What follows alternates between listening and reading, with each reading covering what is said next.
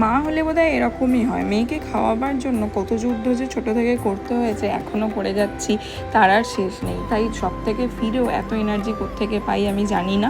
যদিও আমার অর্ধেক প্রিপারেশন করা থাকে, কারণ সুমিদি সব কিছুই কেটে রেডি করে দিয়ে যায়। তো সেরকমই আমি এগ চিকেন রোল বানাবো ভেবেছিলাম, সানডেই বানাবো ভেবেছিলাম, সানডে হয়নি। তো এটা আমি কালই বানিয়েছিলাম রাত্রিবেলা।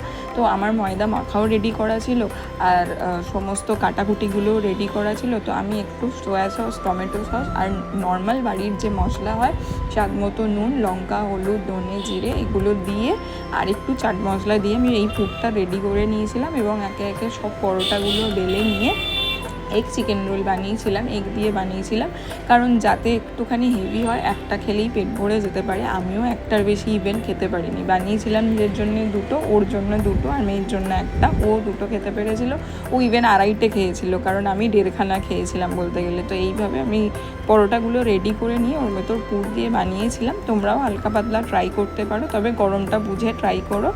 আর পাতিলেবু দিয়ে আমি ওটাকে কিন্তু রেডি করেছিলাম, পুর দেওয়ার সময় আমি কিচ্ছু দিইনি, তোমরাও ট্রাই করো।